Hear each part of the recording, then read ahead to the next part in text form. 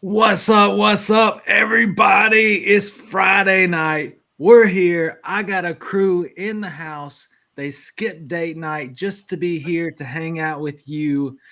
What better way to spend a Friday? What's up, everybody? Tyler, what's going on, man? Glad to have y'all. You guys know we've got a ton for you. We got some off-season stuff. We have some contradictory takes on where people are going to go. I know Joe has a huge thing weighing on his heart. If you notice the thumbnail today, then you kind of get a glimpse of what that may be in the life of a Steelers fan. It's tough with these streets. Before we get going, I just want to give a chance. I've got some great guests with us for them to introduce themselves, who they are, where you can find them, and then we're going to get right into it. Start us off, Hutch. Yeah, y'all. I'm Hutchinson Brown. I'm a teenager trying to make his way in the fantasy football space. You can follow me on Twitter. I'm at HutchinsonB_FF, and I have a job with Football Guys. I make a lot of content for them, both in the written game and also on video. I do a lot of short videos for them. I also have a podcast myself, Hutch Coming in Clutch. Check it out wherever you get your podcasts. But yeah, I've been in the industry for a few years, been doing my thing, and keep rolling. Thank you guys so much for the opportunity to be on the show today. For sure. Glad to have you, man. All right, Joel. Yeah, I'm Joel Worth, the Joel Worth on the Twitter and the Blue Sky. Appreciate you guys having me on. You can find me at Club Fantasy doing Dynasty stuff and on IDP Plus doing best ball and other fun stuff. And just occurred to me, this is like my first pod of the new season. So just getting ready to get fired up. Love it. Mid-season form already. That's the expectations that we got to set, right? So y'all know me here every week. Joe Frick, Fantasy Football Advice Network. I am also the Russell Wilson for both Hutch and Joel. Were on my fantasy football, or I guess flag football teams for the Fantasy Football Expo last year. So Hutch was like our power slot. Joel was defensive menace, also like wing back tight end situation, and I just kind of ruined things for the team. So this is my chance to pay them back a little bit, give them some love, and tell them how sorry I am that they had to be my QB. Much like, regardless of what happens in Pittsburgh, I will be sorry that they will be my QB next year too. You didn't have to bring up the sore subject of the flag football tournament because I don't know if I remember this right, but I think the Advice Network crew ended the tournament for one of the groups or one of the people in here, but I won't. I'll leave that alone. I think I caught like a deep corner route that just happened to be just right. But yeah, I think that was the only game y'all won, right? Yeah, it was the only one. Us, right? Yeah, that was the first game. That was the very first game because I threw that pass to Colin on the second play, and then Tyler caught that long bomb like on the first play on defense, and then they ended up winning. Yeah, for me, I played ball so long, and then now I'm old. I'm like 37 years old. I am like Russell Wilson, except on the other side of the ball, and it's like, I'm like, man, I'm older than that. I'm like Travis Kelce, no, older than that. You're like that commercial with Jerry Rice. Like, can I get a Pepsi? If Tom Brady decided he was going to go wide receiver, right? And I just happened to get open. I got a lucky play. I was pretending like I was in my prime. But, I am no George Pickens, so I'm going to parlay this conversation because it's not about me. And roll over to Steelers. Like, obviously, huge signing today. One of the teams on the docket was the Giants for a potential Russell Wilson or Aaron Rodgers landing spot. I think Russ was supposed to meet with the Giants. It was either today or yesterday. But it comes out today they signed Jameis Winston to 2 years, $16 million deal. And that then there lies, and we'll talk about Jameis and the effects of that in just a minute. But therein lies the main thing is like in Pittsburgh. Are we going to get Russ? Are we going to get Aaron Rodgers? Or are we going to get Jackson Dart? I don't know. What do you think, Joe? I know you're the Steelers fan. So my sources say that the door is closed with Russ. Okay, so like Russ is not on the table. So I think that there is a chance that Rodgers can come out of a darkness retreat, sign with the Steelers. He was in Pittsburgh the other day, left without a deal. If you recall last year, Russ came to Pittsburgh, left without a deal, signed, I think, 48 hours later. So him leaving without a contract today doesn't mean anything.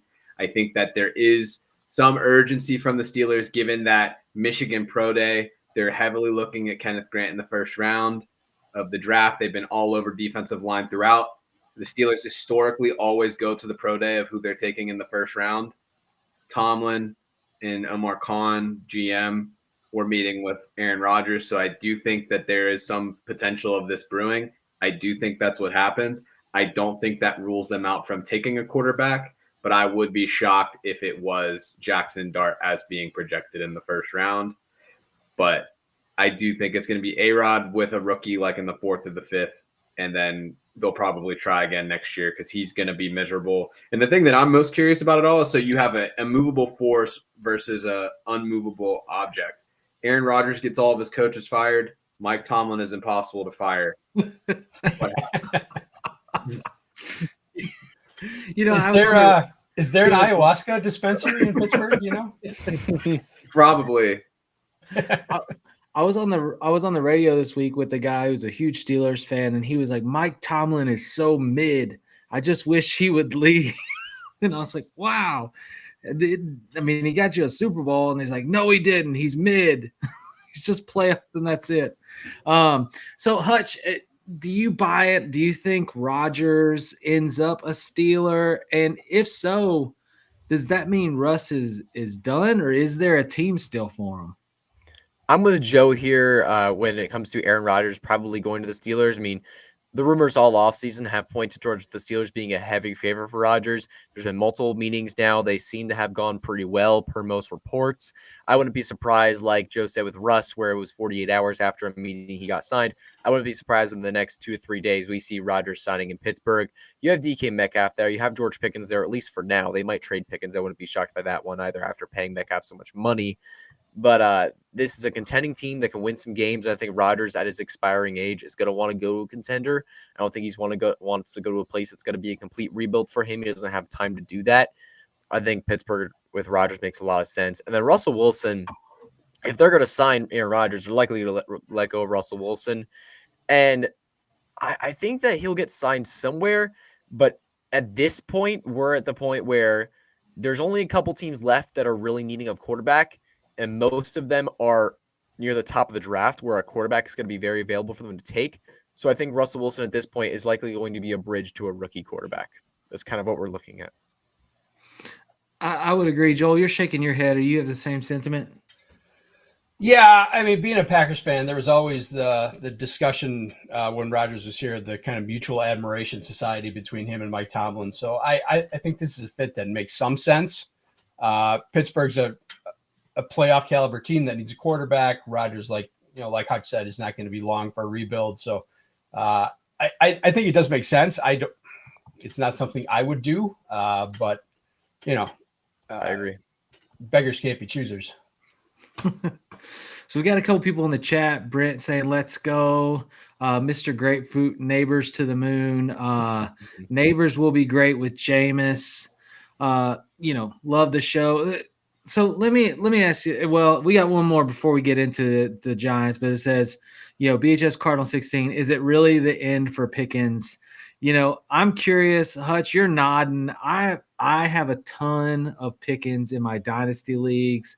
I think he's a big player. I think it's like one of those players you just really want to see behind a quarterback. I mean, he did it last year in double coverage, in triple coverage. You're going, how did he catch that ball? How did he track? He has superior tracking skills, and it's just like,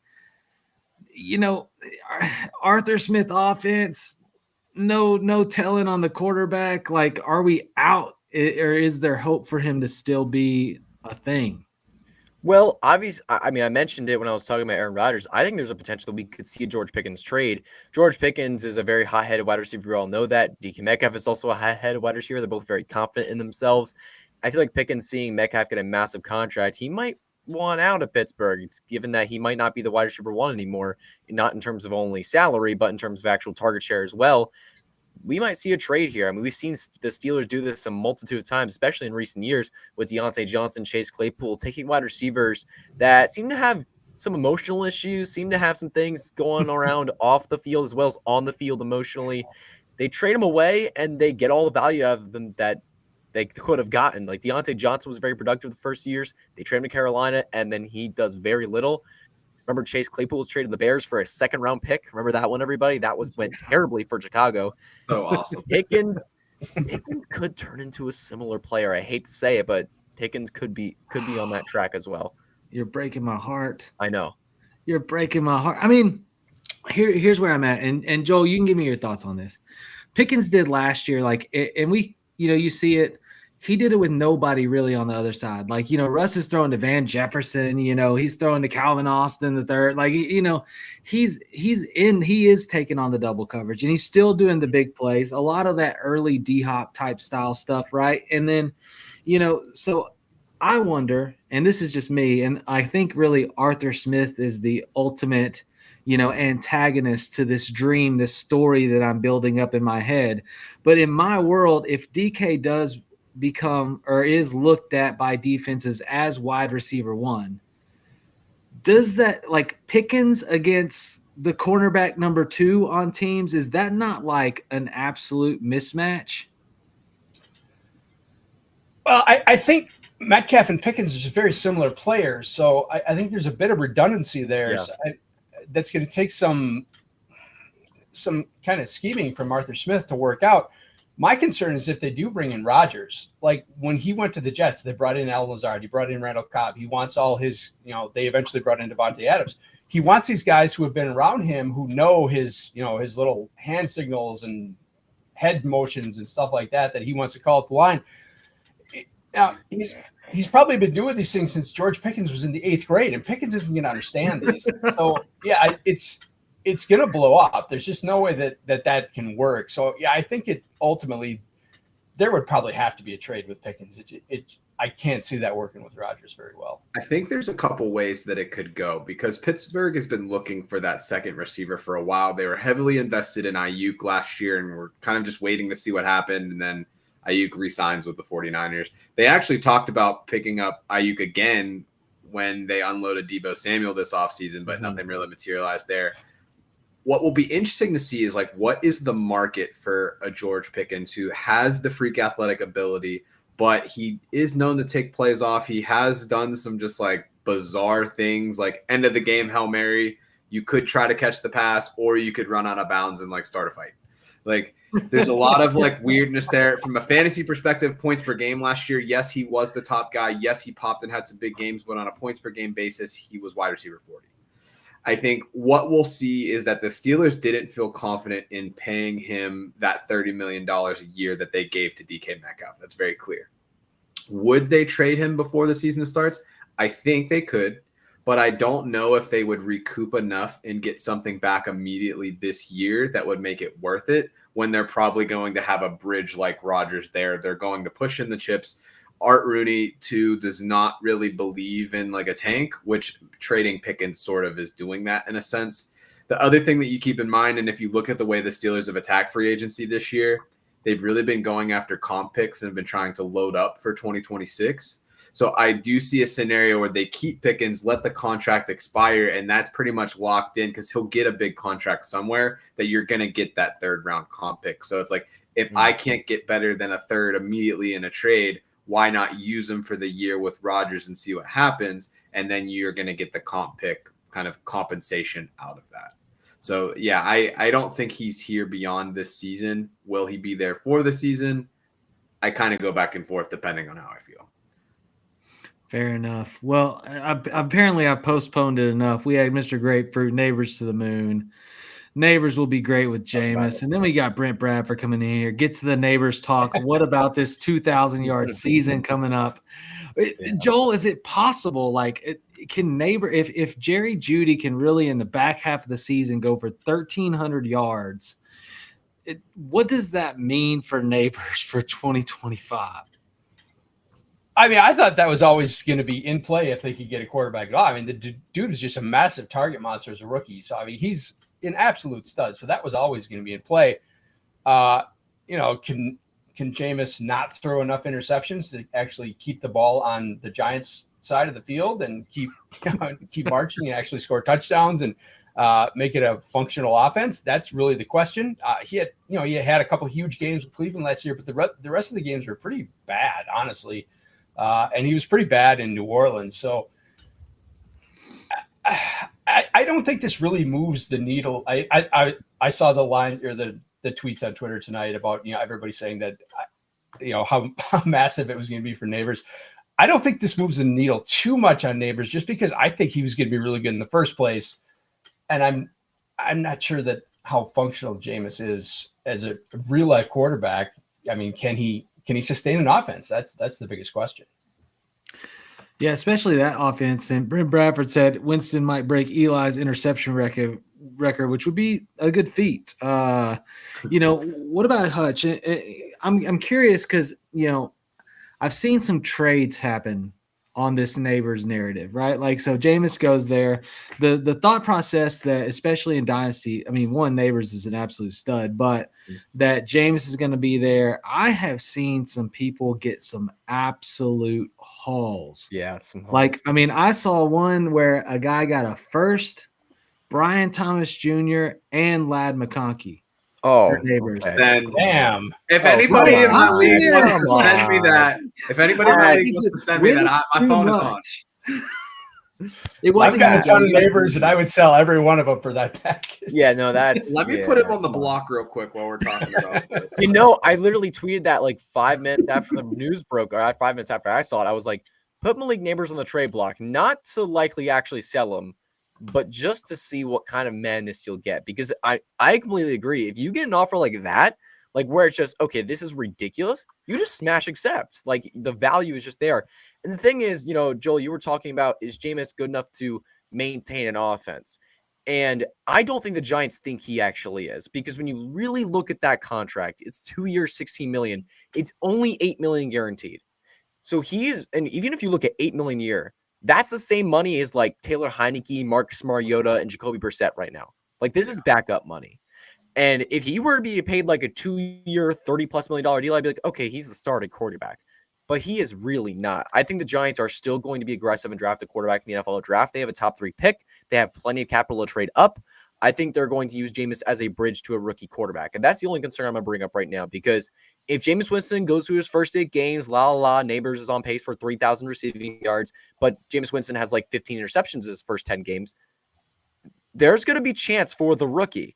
People are going to be like, where's Cam Ward? Where's Shadou Sanders? We got to get this guy out. Jameis is not running a functional offense. Yes, he can throw it to Malik Neighbors 10 times a game, but he can't get us a functional offense, and this team is losing. There's going to be calls for a rookie quarterback. So I'm just saying, like, obviously that's not the situation we're in right now because we don't know how the draft's played out. But I'm still on a strong watch for the Giants to be drafting a quarterback. And if they do, we might have to temper expectation for Malik Neighbors, because I would expect at some point the Giants are going to make a switch and put that rookie in over Jameis, who's going to bring a lot of turnovers. It almost feels like he is an insurance plan if Sanders and Ward are both taken by the time that they're on the board. So it's like, all right, like, are they going to take Dart that early? I don't see it happening. They're probably going to fill other holes because they have a ton that they need to fill. Maybe they trade up at the end of the first for Dart if he's still available. It'll be interesting to see. I feel like he's getting propped up a bit. And is he actually a first-round pick? I don't know. I know, like, Derek Brown is like, that's my QB2. Let's ride with this. Let's do this. You have some people that are saying, like, hey, like, this is like a 3rd, 4th-round guy. So he's kind of being like the sexy late first-round guy that could be like, is it Malik Willis hype, where it's like, oh, yeah, definitely first-round pick, top 10 guy, and then 3rd round when he actually gets drafted. Like, where does the Dart hype actually fall? But, yeah, I don't see the Giants trading up for a quarterback. If there's one there, I bet you they would take him. But other than that, it's like at least they're going to have something that's serviceable. If Dable can make Daniel Jones work a little bit, he probably can get a little bit out of Jameis. But we'll see what happens. I would expect them to be more aggressive with that regime, just seeing how bad the Giants have been. It seems like they're on the hot seat a little bit. But it's a bad draft to need a quarterback and be on the hot seat.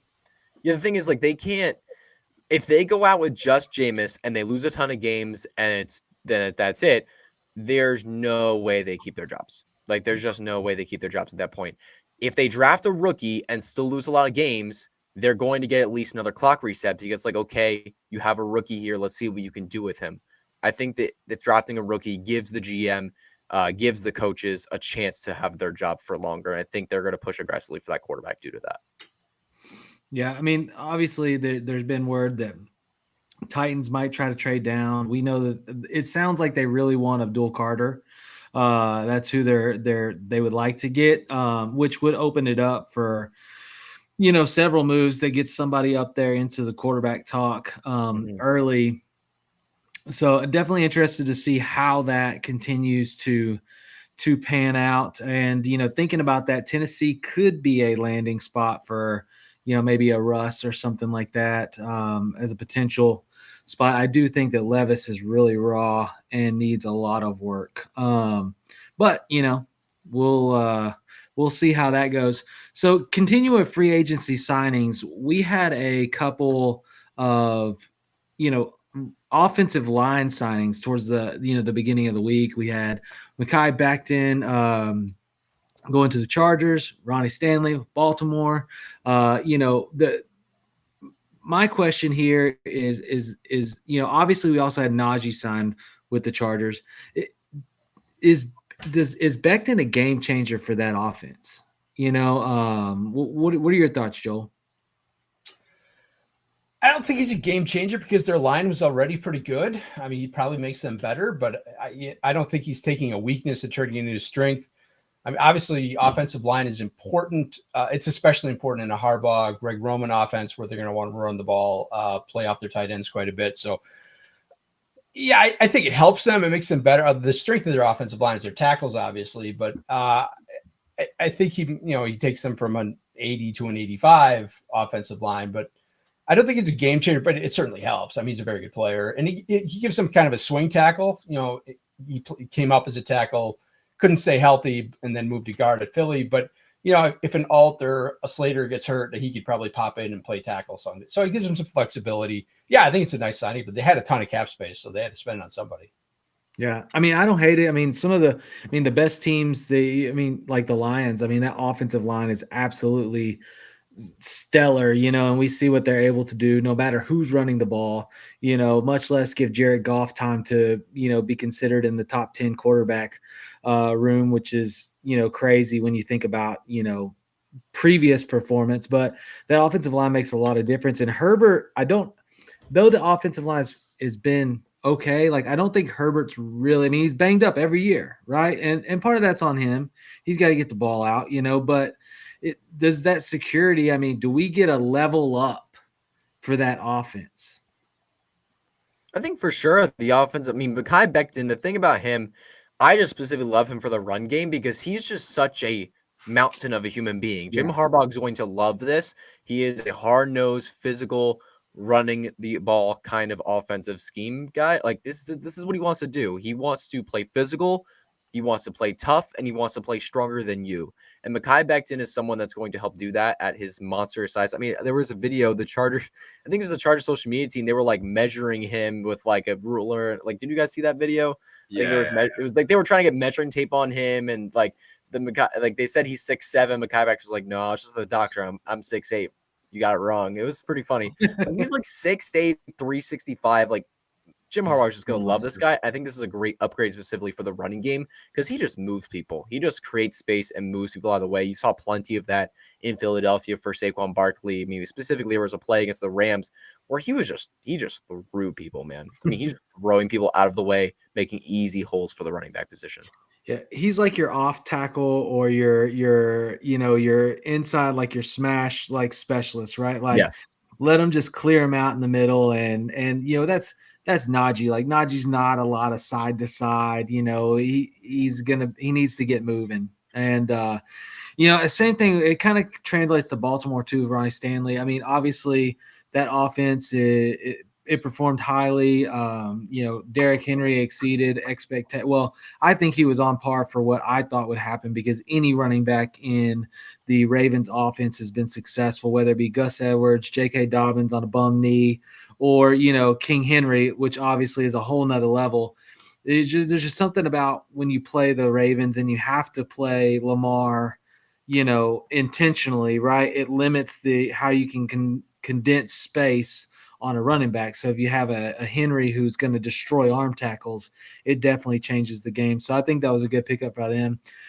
Really the heartbreaker, Joe, and I'm going to drop this one over to you. The heartbreaker is all the Dallas fans that just keep waiting year after year. They're like, this is the year we're going to get our running back, since Zeke and he kind of slowed down. They've been waiting in anticipation. And, maybe they were going to get King Henry last year and Jerry Jones didn't want to spend the money, and so this year they're thinking, okay, this is the year. Dallas is going to take Ashton Genty. We're going to get the running back of our dreams. And then what do? They go and sign two guys that at very mid money. They get Javonte Williams, who I don't hate, by the way. I think if Rico Dowdle can be successful, I think Javonte can be successful in that offense. But then they go and they back it up by bringing in another veteran in Miles Sanders. If I'm a Cowboys fan, Joe, are my dreams just crushed? I mean, your dreams have been crushed for years, my friend. Let's just start there. If you look at the last time that they were even in the NFC Championship game, Hutch, I don't even think you were alive yet. It's been a while. Was it 30 years ago? 20 years ago? I think it's 20 something or other. Yeah, it was about a decade. Andy was probably Hutch's age back then. Yeah. No, not that old. Not that ago. That soul has been crushed for a long time. I do think there was a lot of bubbling optimism that this was going to happen. But I will say, if you look at the contracts, they're short-term deals, not for a lot of cash. I think Javonte is going to have pole position coming into the season. There's going to be a rookie that gets drafted. I don't think it's going to be a first-round guy. But this is a deep draft. They're going to take somebody in those middle rounds. They need to start flushing out. One, they don't really have any receiving options besides CeeDee Lamb. So, what are they doing about that? One. Two. Sure. You got Jonathan Mingo. Sure. That solves it all. Out of the park. But you have Zach Martin retired. Their offensive line which was the strength of the team in the early Dak Zeke era, is kind of disappeared. So they need to start building that up. But with the depth that you have in the running back class, I could definitely see a third, fourth round pick being spent. Miles Sanders, third down running back. Javonte at the pole position gets usurped at some point, potentially, or they have the rookie waiting in the wings. Honestly, I'm surprised that they didn't call about Jerry's boy, Jonathan Brooks. Once Rico Dowdle went to the Panthers, it's hey, we'll just sit on him for a year, and then Jerry finally gets his boy. But yeah, you're not going to have hope for a Giants fan until Jerry's no longer running the team. So good luck. Chef came in, he said, Flex Seal meme, Tet McMillan to the Cowboys. Oh man. Do you buy it, Hutch? Would the Cowboys ever take a weapon? It's really difficult. It's really difficult for me to sit here and say I'm going to predict what the Dallas Cowboys are going to do because, to be quite frank, they've been unpredictable over the last couple of years. Jerry Jones, as he's continued to age, has been more and more unpredictable and, to be honest, more and more incompetent. We've seen some bad decisions. We've seen some poor moves. Last year we were talking, Cowboys, even in this week, drum class, they're a lock ticket running back. There's no way. In free agency, with all these loaded names, Saquon Barkley, Joe Mixon, Derrick Henry, and plenty of others, there was so much opportunity. They did not select a running back. They did not get somebody. And now we're looking at them heading into this year. They've added Javonte Williams, Miles Sanders. This is a very strong running back class. And we know Jerry, Jerry, the thing is, he likes to sell some tickets. He's a businessman. You add an Ashton Genty, you add an Amari Hampton, a big-time piece on offense. It's going to sell some tickets to have that Genty name on a Dallas uniform. And Genty even said he wants to go to Dallas. There was a live stream he was on where he was like, Dallas would be a fun team to go to. I'm not sure how you're feeling about that now, given the state of their team. But, he said earlier in the offseason he'd love to go to Dallas. But the thing is also, we just saw this same exact situation last year where we were hoping they'd take a running back and they didn't. So honestly, it's just a wait and see situation. Personally, if I had to guess right now, I would guess that it's going to be Javonte next year. I think that's going to be their guy. They have way too many needs on other places. You guys are mentioning their offensive line is completely depleted. They have injuries on defense. They have veterans on defense they need to fill in. They have a whole Micah Parsons situation they got to figure out. Is a dumpster fire right now in Dallas. Chev said again, Jerry fighting CTE and dementia like Iron Man fighting Bucky and Captain America in Civil War. Appreciate that. Yeah, Jerry Jones, and it breaks my heart. You guys know, I mean, well, you guys don't know, but Joe, I'm a diehard Razorbacks fan. Like, I was so happy when they knocked Kansas out of the tournament. Like, that's my team. Jerry Jones and Jimmy Johnson played together on the national championship Arkansas Razorback team. So I've got a little buy-in, and I'm like, but when it's your time and you've been, it's time for you to move on, and I think that's where everybody's at with Jerry Jones. Like, I think they're ready for the next, regime, the next Dallas Cowboys, and it seems like they're in a spot. They're in a spot to revamp, to move around, and keep that rolling. So I'm going to move on to we're going to hop over to the Fantasy Sports Advice Network. As you guys know, this show is sponsored by the Fantasy Sports Advice Network, fantasysportsadvice.com, the social media platform for fantasy sports. We're going to hop over there and see. We've got a doozy of a question for the viewers. So check out this and we'll hit that question.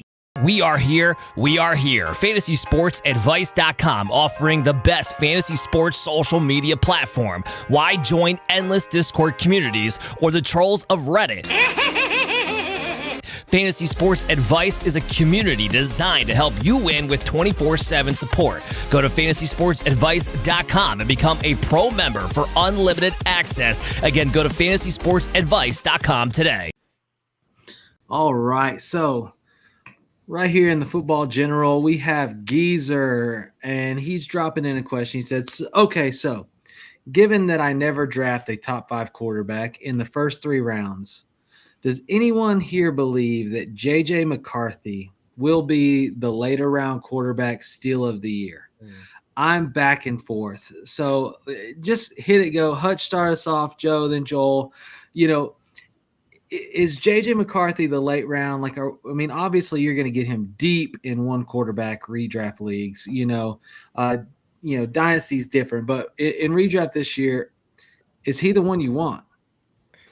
I would look at him as a QB2 for sure. I mean, JJ McCarthy has, I've said this on my podcast, Hutch Coming in Clutch. I mentioned that this team right now, when you look at the roster top to bottom, if JJ McCarthy plays average, above average football, this Vikings team could be a legit Super Bowl contender. I mean, they have a loaded roster. They've done some great moves in free agency. They have the draft coming up. They have a loaded offense, a loaded defense. And James McCarthy, with the weapons he has, could absolutely be a productive quarterback. The problem with calling him a potential QB1 for me is that this is his first year starting, and he doesn't have the rushing upside. He really doesn't have that rushing capability. He's not a Jane Daniels and Caleb Williams and Bo Nix, where you could see him run for 400, 500 plus yards. Maybe he could. I don't know. He flashed some athleticism in Michigan, but not an elite amount to the point where I could project him as a rushing quarterback. So he's likely going to be primarily a pocket passer. And as a result, given that it's only his first year, I wouldn't expect, a 30 touchdown season, which is what it would take to get him that top 5, top 10 conversation. I just don't see that happening for him in his first year playing football. So it's possible, but I would more likely put him as a QB2. He's likely going too low, though, given his current offensive situation. He's probably going in that QB 24 to 30 range. I would put him more in that QB 15 to 18 conversation. Yeah, so right now on Underdog Best Ball Drafts, he's sitting at quarterback 22. So 20 to 25 is Penix, Tua, JJ, Bryce Young, Matt Stafford, Anthony Richardson, Cam Ward is 26th.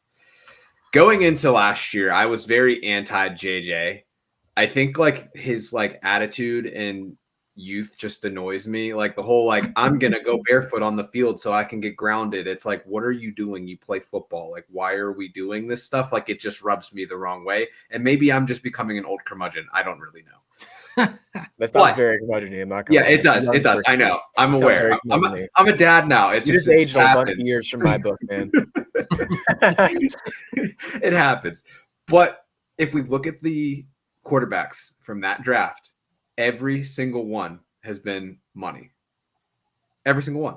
So it's like now, over time, we look at Sam Darnold, who I didn't think was really going to do anything in Minnesota. We look at Josh Dobbs, had his little moment of fun in the sun in Minnesota. It's like, all right, like you look at what KOC is able to do with anybody off the street. Nick Bolton's even look good.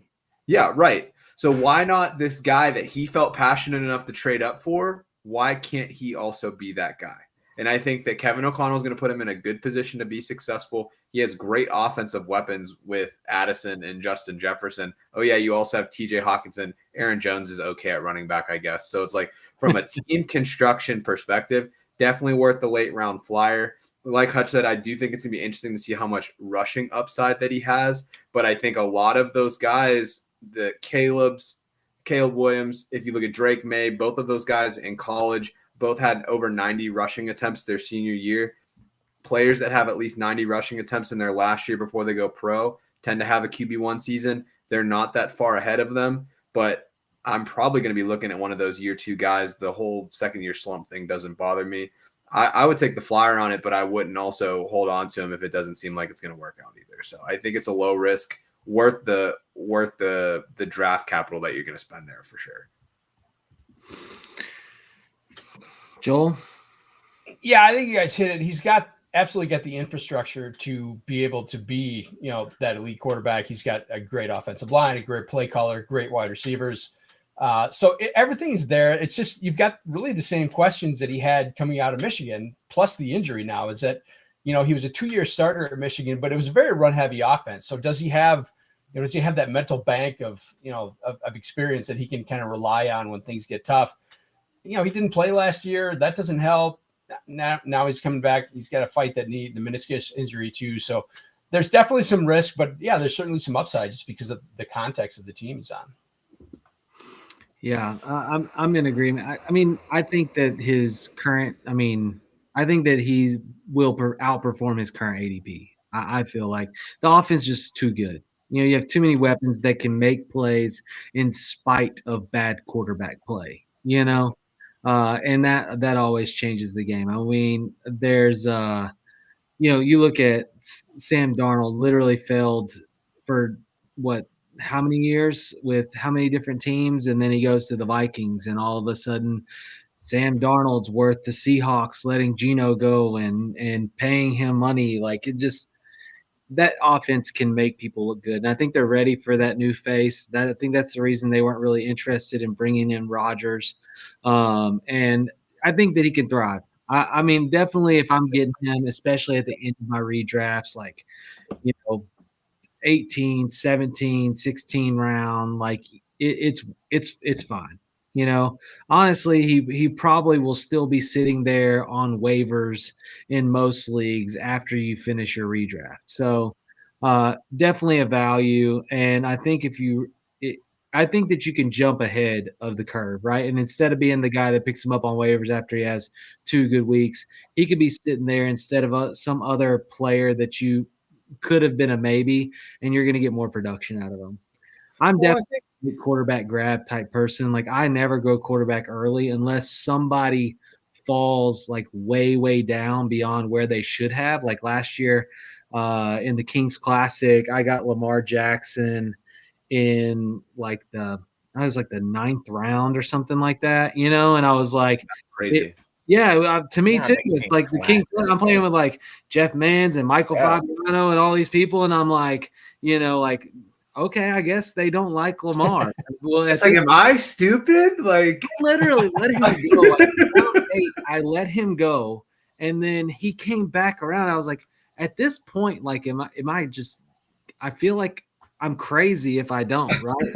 Because I typically would be like around 15, 16 guy. Like I'm stacking my running backs. I'm getting my couple of stud receivers, and definitely, I won that league, which was really awesome, but I think it was due to everybody else sleeping on that. But anyways, I think JJ's the value there. Really love that. keeping kind of rolling here. Speaking of Minnesota, Jordan Mason signs a deal. Obviously people were curious what the Niners would do. He goes to the Vikings. Aaron Jones, impact. Joel, I see you've got the Vikings. I mean, it's a little bit down in the screen, but it's there. So I feel like you might be a bit tuned in. Where are you at with the Aaron Jones, Jordan Mason? Yeah, my wife is the Vikings fan, so we are the house divided. It's a civil war twice a year. I feel that, man. My wife's a Browns fan. I get it. Oh, sorry for her, man. Yeah, I think the Jordan Mason signing is just the Vikings telling us that they're done messing around with Ty Chandler and Cam Akers and those guys, and they just want some stability behind Aaron Jones. He didn't really miss any time, but he missed kind of time in the games, a few games this year. So, he didn't have that like 6-game injury that he had seemingly every year when he was with the Packers. He was out there every game, but, he didn't practice that much. And there were a few games where he kind of left during the game and came back, or, left and didn't come back. So he's not a model of stability. We've seen multiple coaching staff say that, as talented as this guy is, he can't carry a full-time workload. This is just the Vikings saying that we understand that we need a better backup plan to Aaron Jones, and I think it's probably a good one. So let me ask you this: in Dynasty, Aaron Jones is obviously he's in later years. I feel like for his career, is Jordan Mason somebody that you think you could buy? Obviously, much cheaper as he's an RB2 that could carry RB1 value within the next couple of years. Like, could he actually end up rocking that backfield, or am I selling him? I don't think he's going to carry RB1 value, but if you're someone like me who doesn't like to invest in running backs very much, I think he's a guy you can get cheap now and just carry on your roster and know that you're going to get a few starts out of him during the year for the next couple of years. Fair enough. So the next one is kind of a doozy, and I'm not going to go to Joe on this one yet. Hutch, I'm going to start off with you because it's interdivision for Joe over there. But the Bengals decide to pay unprecedented money to their wide receiver group. I mean, two guys, $70 million per year. And we're not even counting Joe Burrow's contract. You put the three of those contracts together and it is like close to half their cap. They had to let Trey Hendrickson go. Like, they're having to give up players. Obviously, we saw the defense not play well last year. Offensive line needs a little bit of love. Was it the right decision? What's really interesting, you said the contracts are absolutely crazy. I was doing some reading more into T. Higgins' contract. I don't know if you guys have seen this. It is almost no guarantees. There was almost nothing guaranteed to him. I'm so mad at him. It's kind of ludicrous. Like, he is basically playing for all of his money. And it's very reliant on him playing all the games. It's very reliant on him hitting some certain statistics. Like, Higgins, I think this deal to Higgins is like a bit of a chip on his shoulder, to be honest. It is $28.75 million per year. But when you look at the details, it's like this dude's fully playing for his money right now. And the Bengals could basically get out of it almost any year they want. It's kind of insane. So looking at Higgins, I think this is a huge motivator for him. I think he's going to play for his money. And we've seen how good Higgins can be with Joe Burrow and Jamar Chase in this offense. This could be 2 top 12 receivers in fantasy. We've seen that before. We saw it last year specifically. And I've talked about Joe Burrow before this whole offseason thing went where they lost all their defense and they made this contract extension with Higgins and Chase. I was talking about Burrow as a potential regression candidate. Burrow threw a career high in touchdown percentage, a career high in completion percentage, and a career high in yards, all three by pretty significant margins. Like, he was very bound to regress to the mean. But honestly, with how their defense looks, losing Sam Hubbard, probably losing Trey Hendrickson to the trade, and not really adding much after that, and they have the draft, but they still have very, very, very weak defense right now. They might be the 33rd ranked defense in the NFL next year. Looking towards what you have with Joe Burrow, Jamar Chase, T. Higgins now locked in for at least this year, probably future years as well. like he's going to have to throw the football 40 plus times a game, and Higgins and Chase are going to have to be incredibly involved because after Higgins and Chase, it's very limited. You do have Mike Gesicki, but other than that, it's very limited in terms of the receiving core. So Higgins and Chase both will be top 15 wide receivers ranked for me next year, especially considering what I mentioned earlier with Higgins' money, basically none of it being guaranteed.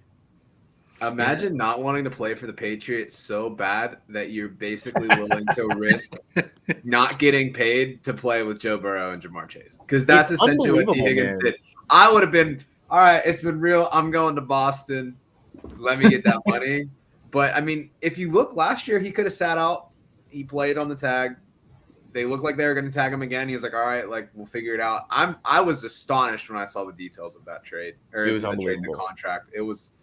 It shocked me. I still can't believe it. And it's very frustrating because if he does get hurt, then they're just going to cut him and it's not really going to impact them at all.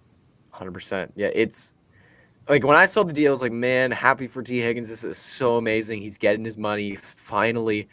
And then I read a couple articles. I was like, oh my gosh, he's literally making no money unless he plays really good. Like, it's unbelievable. I wonder why I wonder what happened to the conversations with him and his agent about this. I wonder if like how informed Higgins was about how reliant the contract is on him playing well.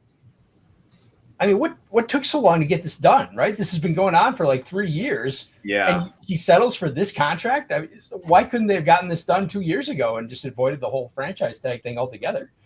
Yeah. You asked, is this the right thing to do? Yeah. If Joe Burrow wants his 2 receivers, this is the right thing to do. You make your quarterback happy when your quarterback is Joe Burrow. So, yeah, it's the right thing to do. Is it the best way to build a team? The best way to build a team would probably have been to trade T. Higgins a year ago and invest some in the defense. But, yeah, you got to make your quarterback happy. They were up against the wall here. They had to do something. Yeah, it's so funny to think about this, too. They're basically giving T. Higgins no money, but then they're also letting Trey Hendrickson walk. And it's like, what is happening in Cincinnati, man? It is unbelievable. Yeah. Like, it's already been crazy, and after this weird contract, it's like, what are you guys doing? This is weird, man. Yeah, I wonder if like they're sitting in the room and like, Jamar Chase was like, oh, T. Higgins is 1A. Like he's 1A. And I wonder if he was like 1A because Jamar got all of his guaranteed money and T. Higgins was like, they're like, well, T, we gave Jamar all the guaranteed money. So we have to keep you kind of malleable, just in case something happens. But we still want to pay you. But it's got to be kind of, like floating. Like, and Jamar's like, yeah, he's my 1A. He's 1A. Like if I'm T, I definitely don't feel like 1A. But, the downside is, T. Higgins I believe T. Higgins is a wide receiver 1. Like I believe he can go to almost any other team and he can really produce. I mean, of course, with Joe Burrow, that's a cannon. Like they're going to throw, they're going to have to throw. And it's just like, I still hate for him because of what could have happened for him. But I get it. If you play with your quarterback, you play with your best, good friend wide receiver, you're both, you're looked as the top tandem really in the league. That's a big deal. And so if he wanted to take it, sure, it's fine. I worry about the defense. I really worry about the defense, which if you're playing fantasy, the fact that we are worrying about the defense and an offense that is going to have to be prolific to even be in the conversation, then it's going to be a good year for T. It's going to be a good year for Chase. And I'm with you, Hutchinson. Like, I think both inside the top 20 for sure, if not the top 15 this year. I love it. Underlying beneficiary of this too is going to be Chase Brown. I thought he was somebody that they could be potentially drafting over. I didn't like, for me, it's like guys that are 5th round or below draft capital. I'm always concerned after they have a good year and try to get rid of them. But with all of the holes they have on defense, I don't know if they make an offensive selection in this draft. So Chase Brown might survive this deep running back class and carve out another role for 2025. They might pick someone up late because they can't have him averaging 86% on the field for all snaps. But they're not going to go and say, all right, we're going to go get this guy that's going to challenge you for that lead role. Yeah, no, I posted the exact same thing on Twitter. Like that was one of my biggest takeaways as well, Joe. When you're looking at it, like they don't have the luxury to take a running back right now. They just don't have it. It's not there. And they also brought back some IJP, right? I know that's not crazy significant, but that's a solid backup player who can provide some significant release to Chase Brown when you need him to. So I agree, Joe. They'll probably take like a late round guy, but they just don't have the luxury to take anyone's significance. So I completely agree that while I was out on Chase Brown earlier this offseason, he's going around RB15 in best ball right now. If you could take that, I'm going to take that all day. This is going to be a hyper productive offense. And while I don't believe Chase Brown is an above average running back, I think he's fine. You put this guy with a lot of receiving opportunity in a elite offense that has to score a lot of points, you're going to get a top 10 fantasy back. It's simple as that. It's a good take. Chase Brown is one of those. He's kind of a polarizing player in people's rankings.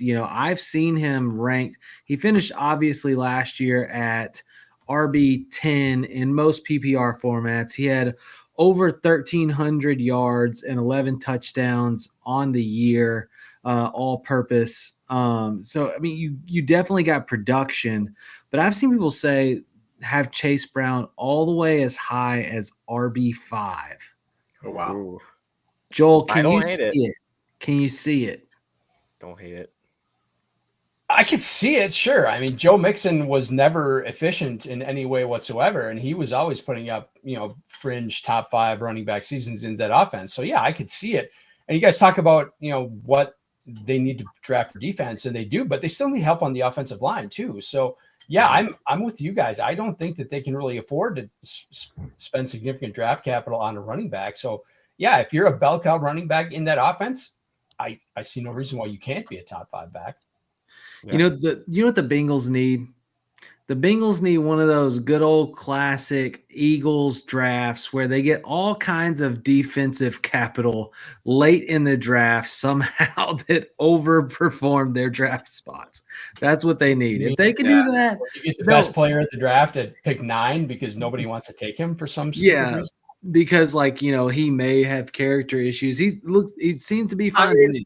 There was definitely some truth to what happened there. That wasn't like a questionable. Did he have a character issue? Like the whole. But what about Nolan Smith? Look how far Nolan Smith fell. Howard's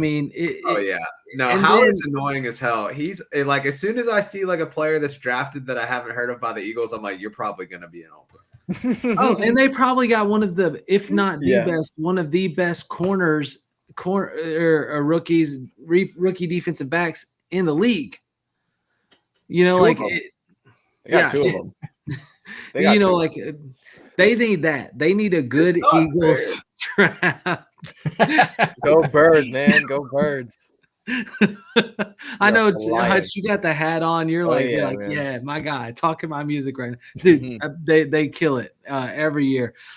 So we're running close on time. We've got about maybe 10 more minutes here, and we want to hit some of the best fits for the players that are left. And we've already talked about Russ. We've already talked about A-Rod. Winston already landed his spot. Kirk Cousins, I believe, is going to be a backup somewhere this year. Unless, I don't think the Titans really want a Tannehill-style offense. I think they're ready to move on from that. So I don't think he lands that starting role there. So we're going to kind of bypass the quarterbacks. And we've got, I would say, 5 players, 2 running backs, 3 wide receivers that everybody's pretty curious about. So we're going to kind of have to hit lightning round here, but I'll name a player. You tell me in one sentence, if you can, the best landing spot for said player. On your mark, here we go. Nick Chubb. For the sake of my marriage, Cleveland Browns. My wife's favorite player, and if he ends up anywhere else, it's just going to be a bad time in the franchise. It almost feels like there's no other place that just fits. Like he needs to finish a Brown. To quote my wife, he's Batman. He can't leave the city. That's verbatim what she said. What about Joel? Yeah, I think he's basically washed. I think that injury just ended his career. So yeah, he may as well just kind of ceremoniously just stay in Cleveland and probably retire there. Hutch? Yeah, I'm with Joel. I hate to say he looked awful when he came back last year. Like he's not that guy anymore. It really sucks. Loved Nick Chubb throughout his career, but he needs to stay in Cleveland or retire there, but he's not relevant at all anymore. You guys are good wingmen. I appreciate y'all. Thank you. Oh, it hurts. It hurts. I love Nick Chubb. Nick Chubb's one of those players like you just root for. It's like, like he just he's a good player. Good dude. Watch, he's gonna end up being like a commentator and just like have so much to say like once he retires after like not talking his entire career. Yeah, that dude was quiet. Was on the next side of that, we got JK Dobbins, who, missing 5 games, still finished RB 24 on the season in PPR. Proved that he could do it. And so JK Dobbins, actually, weird stat, in his career has not averaged under 5 yards a carry with Baltimore, right? He averaged 6.5 yards as a rookie, 5.5 yards after he came back from his first injury, injured again, comes back. Everybody last year, like if you got J.K. Dobbins, you got him late, real late, if you even had to draft him. And he's still, after injury number, whatever it is, averages over 4.5 yards per carry in a totally different offense, right? It's you wonder, like, is he really that good? Like, is he that good on a bum knee, still averaging over 4 yards a carry this far in his career after multiple injuries? My question, Hutch, and you start us off, does he still have it in him? Like, can he go somewhere and be effective? And if so, where do you think that is? I'm going to be honest. Like, you see the over 4.5 yards per carry. I think these numbers are misleading because when you look at the first 5 weeks of the season or the first 4 before the week 5 bye for the Chargers, JK Dobbins had some really fluky, explosive runs where he was exploding. We saw a few runs that were just like 60-plus, 40-yard touchdowns, insanity. After that bye week, when he came back from that, he was averaging just over 3 yards a carry. His breakaway run percentage was at about 14%, which when you look among NFL backs is barely a starting running back number. Like, that's incredibly low. Najee Harris in Pittsburgh was at a higher rate in terms of breakaway runs than J.K. Dobbins. And to me, he looked okay. He looked fine. I honestly think that the Chargers offensive line, the Chargers system carried him to look like an average starter. Like, I just don't think J.K. Dobbins got it anymore. He had those fresh legs in the first 2 weeks, and then after that, it just kind of fell off. And I think it's very clear with how he's not being signed at all that the NFL feels the same way. Rico Dowdle's getting a contract before him, and Javonte Williams is getting a contract before him. Miles Sanders is getting a contract for him, and they're not asking for much money. This is like $3 million they're handing out on 1-year deals, and this is a strong running back class too. I feel like there's a strong reason why Dobbins hasn't been signed. I just think he's not that good. Oh God, you're breaking my heart. I know. I love JK Dobbins coming out. I thought he was phenomenal, but I don't think he is phenomenal. When he's on the field, he's phenomenal. Like, he's been like even the crazy thing is, like, I agree. He did have some games, like he started the season, first 13.5, 7 yards per carry. Then he had he had a rough run there where he was kind of banged up. And then he came back and he goes against Tennessee, 6 yards, against Baltimore, 5 yards per carry, against Atlanta, 6.6 yards per carry. And it almost like, it just like, it kills me, because I think he's one of those players, like, if J.K. Dobbins doesn't go down, like if he doesn't deal with all those knee injuries, what are we looking at?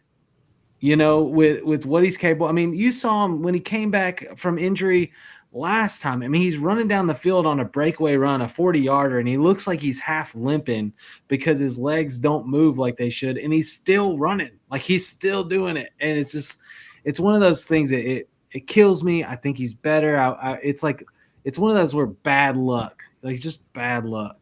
But I agree. I don't know that he gets a spot to be a premier guy again. Joel, what are your thoughts? Am I throwing a wet blanket on Jalen Warren if I say Pittsburgh makes some sense? I think it makes sense. I don't know if they'll do it, but I think it makes sense. I think it makes sense to put him in an Arthur Smith offense and just be the early down hammer to Jalen Warren. I think that's a good idea. Yeah, I think another avenue that you could go is he could be the 1B to Chase Brown. I think the Bengals make a lot of sense too. So it's like, all right, you just have a guy that you need to go out there, bang around a little bit, give him a breather. I do think he is more on the Rico side of where the contract's going to go than, say, like the Najee Aaron Jones for sure. Oh, yeah, no. He's not getting more than like $3 million a year. Yeah. No chance. Not at this point. I haven't thought about the Steelers. I don't hate it. I mean, Najee only averaged over 4 yards a carry one season in his career this far. I mean, if he has anything left in the tank, he could probably be effective. They definitely have a better, or I have to say not really better now that Becton's there, but they have a competitive O-line. It's not like running behind garbage, you know. And Joe, you can probably speak to it more than I can, but keep moving. You know, we talked about the Cowboys earlier. I've heard so much take about, you know, Diggs playing with his brother in Dallas. Where does Diggs go, Joe? Where does Diggs go? I think he's going to chase the money, chase the opportunity to play Buffalo twice a year. I think he goes to New England. Yeah. I don't think he's going to go and play with his brother. I don't think he'll enjoy playing second fiddle to CeeDee Lamb. He still thinks he's the guy, even though he hasn't been the guy in 2 years, maybe more. But I think he goes to New England, gets the bag, falls off irrelevance. So he gets signed. Everybody's like, oh, he's back. You immediately trade him in Dynasty, and then you never look back.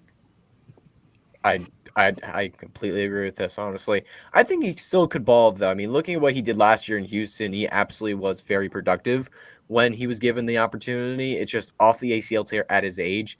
There's definitely some concern of does he come back as the same guy?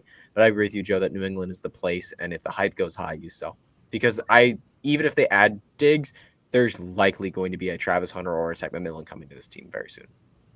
I hope to sell. I hope he goes somewhere where there's instant notoriety. He is wide receiver one, and I can sell him for whatever I can get him for, get for him personally. So we got a question dropped in the chat, and I want to make sure we'll kind of end on this. I know we got a couple more wide receivers. I think that they're towards the end for those players, a lot like a Nick Chubb, like Tyler Lockett, Amari Cooper. I do have more faith in Lockett over Cooper. Cooper's obviously been a dud for a little bit more time now. But you know, we'll see. I think they'll probably go just provide depth somewhere. But I'm keeping on Keenan Allen too. Keenan Allen was productive last year in the Chicago offense, even in a broken scheme. I would keep an eye on Allen. Yeah, I would agree on that. Allen can still be effective for sure. So quick question, Blue in the chat. Thanks for tuning in. Hit that like, subscribe. We appreciate you. It's a 10-man PPR, and I'm trading Metcalf. Joel, this is coming to you, so be ready for it. I'm trading Metcalf. I'm trying to figure out which trade to do. Options are Godwin and a 27 first. Wow, that's a way. Sorry. Godwin These are and a 27 first. It's a ways out. Or Waddle and a 27 first. Or Debo, 27 first, and Stafford. And then there was a secondary comment that Stafford would be his QB3. So Stafford's really at that point probably a non-factor for the most part because he didn't say whether or not it was super flex. I'm assuming that it is based on the way that he having three quarterbacks on your roster. Yeah. But so what do you think, Joel? Wow. Honestly, I would fall all over myself to take any one of these deals for Metcalf. I mean, I'm with you, man. Who's essentially going to be probably his equal. You know, you could blink and see that, or squint and see that, and you're getting a first. Yeah, I'm taking any of these deals from Metcalf straight up for sure, easily. Yeah. The Waddle one seems to make the most sense for me. I know that he's been banged up, but you have Tyreek kind of hanging around, fighting father time. He becomes the wide receiver one. We've seen him have a wide receiver one season. We don't know what's going to happen with Godwin, and then having the 2027 first is pretty great. Debo, I wouldn't trade Metcalf. Like the Debo swap doesn't really make a lot of sense for me. This is super flex. It is super flex. Yeah, that means nothing to me. So I would say Waddle the 2027 first. The other thing I would say is you're my boy Blue. My boy Blue. I'm surprised. I'd be tempted by Godwin here. I would look at I know we're splitting a lot here, but I would look at Godwin because I mean last year before his injury, obviously we have to see his injury. He was a wide receiver one. He was a dominant wide receiver one, I will say. He was excellent. Baker Mayfield in this offense just run very smoothly. And the thing is, you might say, I just mentioned the injury, and you might be like, oh, what the heck is the injury? He's not going to be good. It's a broken ankle. He's going to come back. He's not going to be the same. the thing that gives me confidence is the Bucs just gave him a massive contract. The Bucs just gave him millions upon millions of dollars guaranteed. It was $66 million on 3 years and was 44 of it guaranteed. If you're to give a wide receiver at his age that kind of money, you better be fully confident in his injury status. Like, you better be 100% confident that he is trending in the right direction. The Bucs have been a smart organization the last handful of years. I predict that, given that they just gave him that contract, that Chris Godwin's going to come back. He's going to be fully ready to go. And the thing is, he's not one of these like ridiculous athletes. He's not a Tyreek Hill, like speedster, crazy athlete kind of player. He's just a good technical route runner. He knows exactly where he needs to be to get the football. And he just has great IQ to run behind blockers and get into the open field. Those kind of players can play a little bit older. Like, you see a guy like Keenan Allen playing into his 30s. You see a guy like Larry Fitzgerald playing into his 30s. These technical route runners, Davante Adams, for example, as well. These technical route runners that don't rely on crazy hyper athleticism, but rely more on their IQ and their footwork. They tend to play longer. They tend to play a little bit in their 30s. I think Chris Godwin could be one of those players. So I like Chris Godwin in this deal. And I understand the Waddle hype. I understand why we want Waddle. Obviously, Tyreek Hill aging out. It's just been a rough few years, man. Godwin's been incredibly productive. So you're not concerned about the age 29 versus the 26 that you would have on Waddle, basically?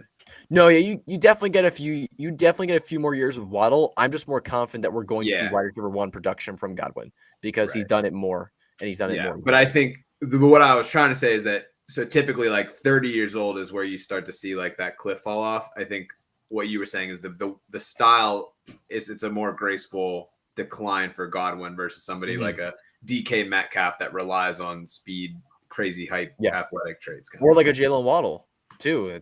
He's at like 26, 27. I think he's only got he's 26 more years left. Yeah. I think you give him 3, maybe 4 years. And then at that point we got to be like, all right, what's going on in Godwin? I think you can get 2 or 3 years out of him. So I'm gonna throw a complete loop in this thing, and this, it's so hard when you can't see the roster. Like, at this point, I want to see my full roster bill. I want to see if I'm young. I want to see if I'm aged, because for me in this deal, and I'm painting moves here. So I actually don't hate the Debo, the 27 first, and Stafford, especially in Superflex when he has Love and Purdy. This is why. Stafford's got a crew to throw to now. He now has his Calvin Johnson revamp, right, in Javonte Adams. They're gonna lean on him to throw the football. And so if you're Superflex, you're trying to have somebody there. I'm not getting him so that he can be a staple of my team. I want to sell.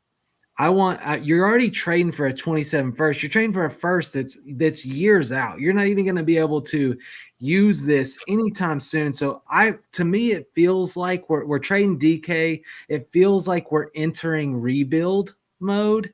And so I'm thinking Stafford. I think if he lights it up, even just a few games in a row, all of a sudden I've got something that I can deal for something substantial, right? Especially if somebody loses a quarterback to injury, or if somebody's down and they're trying to make a championship run, right? And then Debo, same thing. Debo's the same age as Godwin. He's going to Washington, which I think Jaden Daniels blows Brock Purdy out of the water as a passing. I mean, he made Noah Brown relevant for as long as he was healthy, So Debo in that offense also could provide relevance. All you need is like 2 good games, two to 3 good games out of 4 to 5, and then Debo is bringing money for a win now team. So like, I'm sitting here and I'm trying to like paint this picture where and it's a risk. It's a risk because they could also dud out, right? Like, they could also dud out. But if I'm looking at taking Waddle, who has been okay, or if I look at taking Godwin, who's coming off a bad injury, and there's been so much hype on Godwin for a while, right? Like, he's still the same age. He's still aging out just like Debo is. Like, and I know they gave him the money, and I agree with you, Hutch. They're going to have to depend on him with giving him that money. But like, at this point, it feels like a team where I'm trying to rebuild. And he just said, he just popped in. He said, Nico, London, Ladd, Rice are my other starters. It screams rebuild. It screams, let me take this. Wait, what? No, that's a contending roster. That's a no, but it is. But who's okay? So let's say if you're Nico, London, Ladd, Rice. Out of anybody that you just named, who's going to actually be effective over these guys? You're probably going to play Nico every. You're going to play Ladd every week. You're going to play. We're not even talking about somebody that's going to hit in the roster with a Debo or a Waddle or a Godwin. They're probably not going to touch the starting lineup for the most, or at least I would say they're expendable. So I can. Yeah, we'd have to understand how many roster spots you have. The one thing I would warn about Stafford, and I agree with you, Matt. I like Stafford a lot this year. But in a 10-team league, your quarterbacks can carry the same demand as they do in a 12-team league. So I'd kind of warn off of expecting to be able to trade Stafford, because you may be in a situation where all the contenders, later in the season, they all have quarterbacks and they don't need something like that. So that's I like you say, I like Stafford quite a bit this year. I think he's going to be really good. I'm just saying, don't necessarily go into this saying I can trade Stafford later in the year, because in a 10-team league, that may not be the case. Yeah, Joel, I have a situation in one of my dynasty leagues as a 10-team league, and I'm in with a bunch of, it's a lot of the fantasy footballers, writers and staff, like a lot of those guys. I'm in the league with them. It's a great league, super fun, but it's 10-team dynasty, super flex. And I have a few quarterback options, and I've been looking to trade one of my quarterbacks, and I keep looking at every roster. I can't trade to anybody. No one needs a quarterback. Everyone has at least two guys that are like, okay, they're going to be reasonable starters for them. They have a quarterback 1 and a quarterback 2 that's like, they're good. Once you get to 12 and 14, 16, that's when you really start to see someone struggling at quarterback. Someone picked an Anthony Richardson. Someone picked a Trey Lance. Someone had a bad choice, and it really cost them. But you know what I mean? Where it's like someone's struggling, and you can get them a quarterback, but in a 10-team, I'm with Joel here, that it might be harder to trade Stafford than you think, because everyone knows he's very old. Everyone knows his time is expiring. But if you're also willing to give up a first, a receiver, and Stafford for DK. Yeah, that said, I still like that deal. I still like all three of them. It might be easier in that league to make a trade. Yeah, sure, and whether it be Debo, you may be able to trade him back to that person. You might be able to get somebody like let's say that Rodgers goes there and he does exactly the same thing he did at the Jets, and he's just not great. And Pickens is there, and you're dealing Stafford for Pickens. I would do it. If you're or you've got there's all kinds of players that may be there that have future. Even if you could take it and deal it for somebody, and I don't know if I would go Jonathan Brooks. The injury is just, 2 times in a row is tough. So we don't really them hurt boys. JK Dobbins, Jonathan Brooks. No. I've never been on the Brooks train. I was not a Brooks guy personally. But what I'm saying is there's going to be somebody mid with potential that you could grab with one of those players that's going to build a strong roster moving forward, even if it's a pick. Even if you take those guys and you turn them into future seconds or something like that, it's still a value, especially in 10-team league, those second round picks. And a player in dynasty, I often find they think second and they're like, oh, it's nothing. Right. But if it ends up being 2.5 or 2.7, it's still pick 15 or 17. This year with the running back class coming in, I'd love to have another pick in the second round. I'm just better my chances at getting somebody, a 10-teamer, that second round holds a little bit more weight than you probably see in a lot of ranking sites that you're looking at. So just be mindful of that when you're putting this stuff into calculators or wherever you're looking at this information. Right. And so you guys know I run a dealership, so there's a little bit of car salesman in me, and if I'm coming in right and I've got Stafford and even into the beginning of the season, I've got Stafford there and I'm like, oh man, he's got Javonte, he's got Puka, Kyron catching the ball, everything's there. This is gonna be his season. I'm selling the mess out of him, right? And then somebody says, hey, I'll give you the 2-2 or 2, whatever. And you don't really know what that's gonna end up being. But let's say they're a contender and they think their first round pick is gonna be at the back of the first round, right? And they're trying to get assurance that they're gonna have a stud quarterback on their roster. You might get it.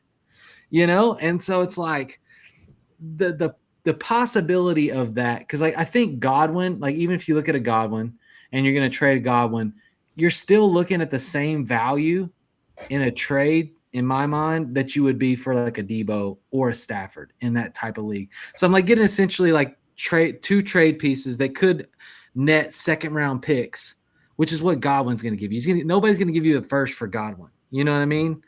And that's where I'm thinking. But I agree. Definitely, go with your guys.